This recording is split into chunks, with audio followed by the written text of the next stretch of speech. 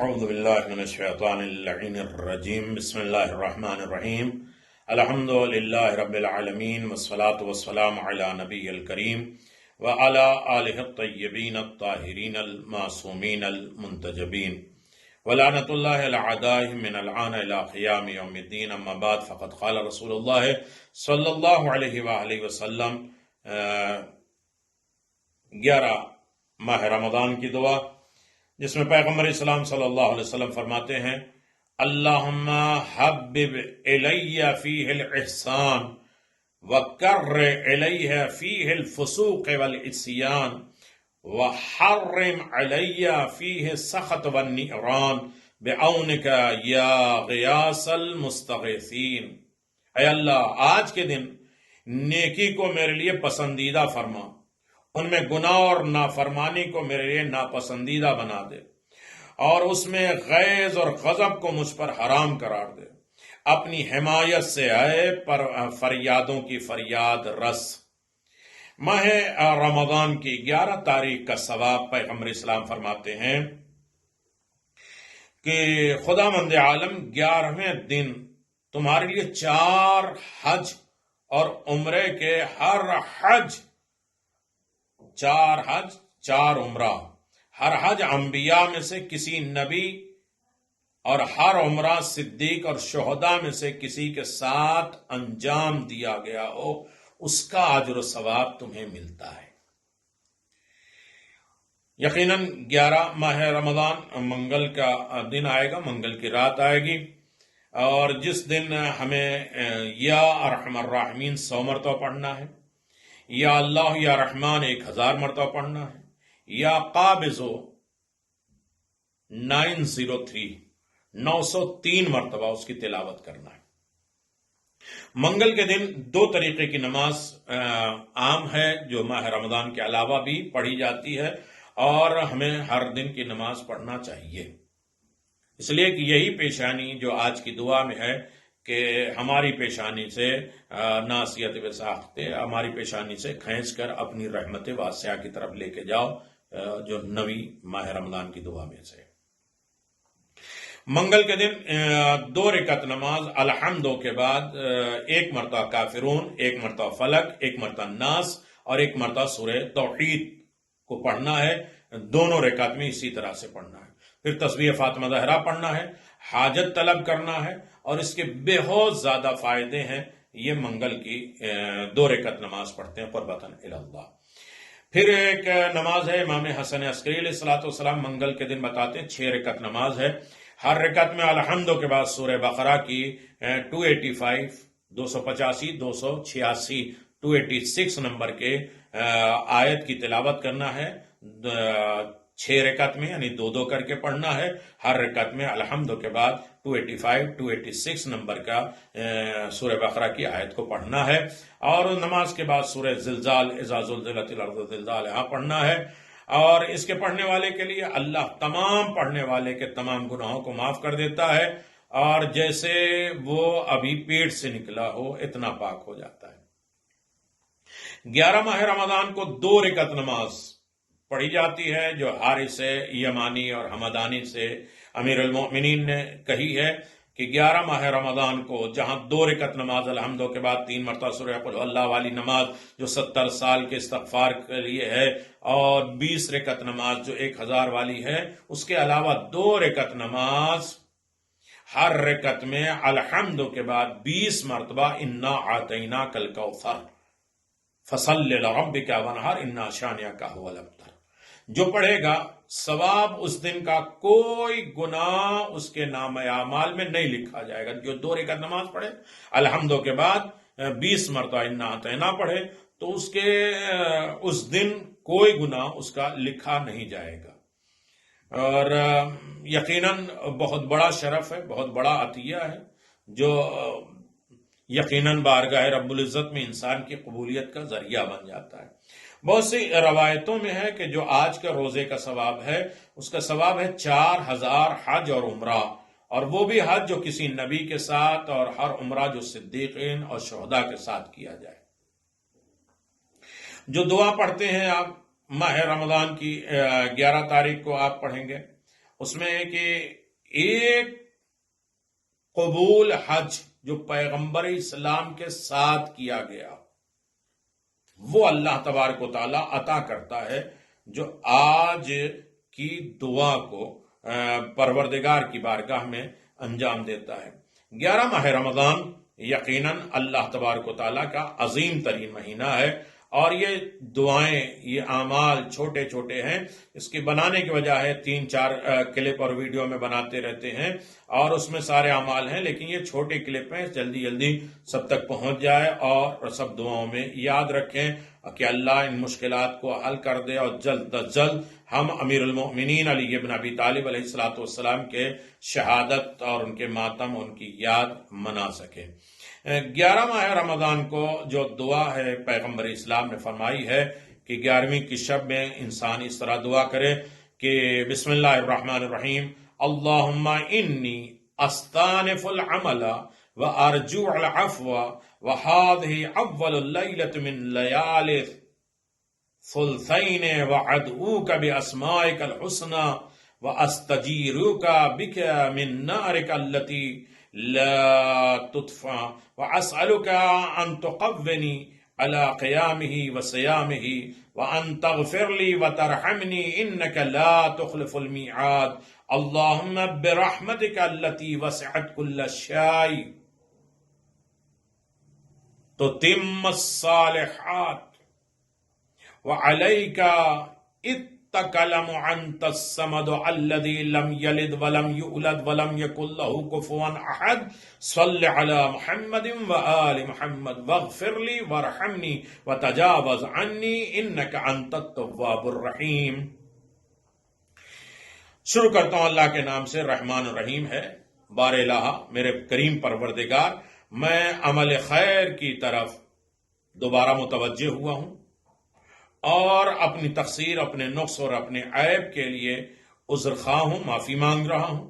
اور یہ رات رمضان کی بقیہ 2/3 راتوں کی طرح پہلی رات ہے، یعنی 10 رمضان گزر چکے ہیں، اب دوسری تہائی رات یعنی 11ویں کی شب آ گئی ہے، جو مغفرت کے دن شروع ہوئے ہیں، اور اس میں آ گئے ہیں۔ میں تجھے اس اسماء حسنہ کے وسیلے سے دعا کرتا ہوں، تیرے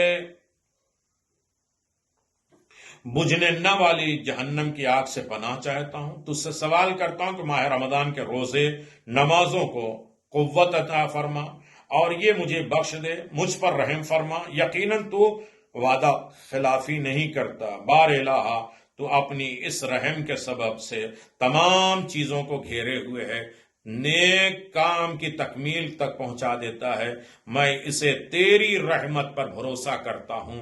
وہ بے نیاز ہے جس کا کوئی فرزند نہیں ہے، نہ اس کا باپ ہے، نہ اس کا کوئی ہمسر ہے، نہ اس کا ساتھی ہے۔ رحمت نازل فرما محمد اور آل محمد پر، مجھے بخش دے اور مجھ پر رحم فرما، اور مجھ سے زیادہ درگزر فرما، کیونکہ تو ہی بڑا توبہ قبول کرنے والا ہے۔ یہ شب 11 کی دعا ہے جو ہم بارگاہ رب العزت میں پڑھ رہے ہیں، اور مناجات کے ذریعے اس خدا کو یاد کر رہے ہیں۔ یقیناً منگل کو یا قابضو 903 903 مرتبہ پڑھنا ہے۔ تو یا قابضو ہے کیا، یا قابضو کے فائدہ کیا ہے، اور دیگر نمازیں میں آپ کی خدمت میں گزارش کروں گا کہ نماز زیادہ سے زیادہ ہم پڑھیں، اور معافی تلافی ہو کہ 10 دن رحمت کے گزر چکے ہیں، اب مغفرت کے دن آئے ہیں، تو یقیناً ہم اس کی طرف متوجہ ہوں۔ القابض اللہ کے اسماء حسنہ میں سے ہے، اللہ کے ناموں میں سے ہے، اور قابضوں کے معنی تمام اشیاء کو اپنے اختیار میں رکھنا، ہر چیز کا کنٹرول اپنے ہاتھ میں رکھنا، تمام مخلوقات کو اپنی گرفت میں لینا۔ کہاں بھاگ کر جاؤ گے؟ تم فرار تو نہیں کر سکتے، بھاگ نہیں سکتے۔ ایک دن میرے پاس آئے، میں مجرموں کو سزا اس لیے جلدی نہیں دیتا ہوں، اس لیے کہ وہ کہیں بھاگ کر نہیں جائیں گے۔ یہ ہے القابض، وہ ہستی جو کائنات کی ہر شے کا مالک ہے، یعنی قابض ہو۔ قرآن مجید نے فرمایا من ذا الذی یقرض اللہ قرضا حسنا فیضاعف له اضعافا کثیرا واللہ یقبض ویبسط والیہ ترجعون۔ اللہ اکبر۔ یا قابضو یا یقبضو، سورہ بقرہ 245۔ اللہ کہتا کون ہے وہ جو خدا کو قرض حسنہ دیتا ہے اور اس نے جو مال دیا ہے اس میں سے خرچ کرتا ہے۔ انفاق فی سبیل اللہ، اللہ نے جو تمہیں دیا ہے اس میں سے دے دو، اپنے پاس سے کچھ نہیں، تاکہ خدا اس کے مال کو کئی گنا کر دے۔ خدا بندوں کی روزی کو محدود اور وسیع کرتا رہتا ہے، کبھی کم کرتا ہے کبھی زیادہ کرتا ہے، اور اسی کی طرف سب لوٹ کر جائیں گے۔ یعنی اختیار اللہ کو ہے، قابض اللہ ہے۔ اللہ تبارک و تعالیٰ نے یہ قابض و کہہ کے اپنے سارے معاملات کو خدا کے قبضے میں دے دے، ان کے اختیارات میں دے دے۔ روزی کو میں کم بھی کر سکتا ہے، زیادہ بھی کرتا ہے، ہر چیز میں ہمیں راضی رہنے کی دولت عنایت فرما۔ جہاں بھی توفیقات ہے دعاؤں میں، اس میں حکم دیا گیا تم یہ کام کرو۔ معصومین علیہ الصلوۃ والسلام کے کلمات میں آپ دیکھیں گے تو 27 ماہ رمضان کی ایک دعا میں آئے گا، یا ماد الظل ولو شئت لجعلته ساکنا وجعلت الشمس علیہ دلیلا ثم قبضت علیک قبضا یسیرا۔ اے سائے کو پھیلانے والے، اور اگر تو چاہتا تو اس کو ایک جگہ ٹھہرا دیتا۔ تو نے سورج کو سایہ کے لیے رہنما بنایا ہے اور پھر اسے قابو میں کیا ہے، تو آسانی سے قابو کر لیتا ہے، کنٹرول کر لیتا ہے، قبضہ کر لیتا ہے، اس لیے کہ قابض ہے یا قابضو ہے۔ اس کے خواص کیا ہیں؟